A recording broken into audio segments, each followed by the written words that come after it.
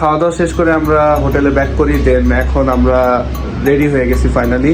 আর এখন অলরেডি বাজে রাত্র 1টা, আর আমাদের 1:44 হইলো ট্রেন। সো যে কারণে এখন আমরা বের হয়ে যেতেছি রেল স্টেশনের জন্য। যদিও রেল স্টেশন আমাদের হোটেল থেকে অনেক কাছে, তারপরে একটু আমরা আগে আগে চলে যেতেছি বিকজ ভাইয়ার মর্জি তাই। তো এই জন্য আমরা বের হয়ে যেতেছি আর হোটেলটা মিস করবো, আর আমাদের ট্রিপ এখানেই শেষ হয়ে যেতেছে।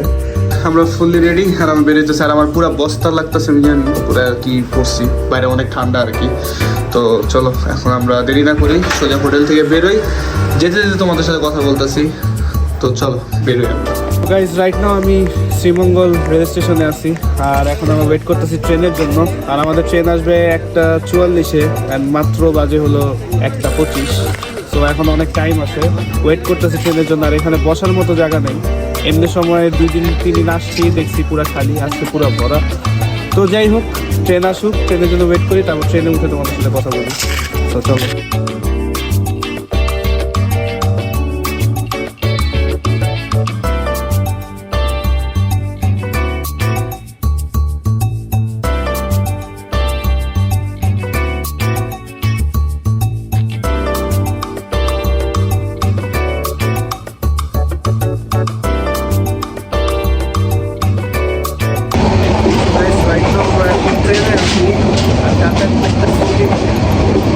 আর প্রায় 6 ঘন্টা হয়ে গেছে, অনেক আওয়াজ হচ্ছে পুরো তো মেহমানের সাথে কথা বলতেছি।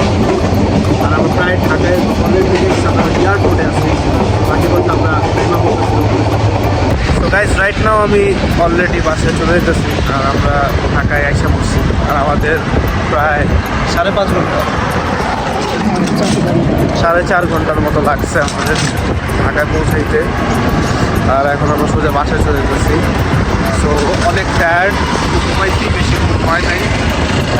তো গাইজ আজকে ভিডিওটা এই পর্যন্তই। ভিডিওটা ভালো লাগে সবাই আমার চ্যানেল সাবস্ক্রাইব করতে ভুলো না, আর শ্রীমঙ্গলের ভিডিও দেখো, বেশি করে শেয়ার করো।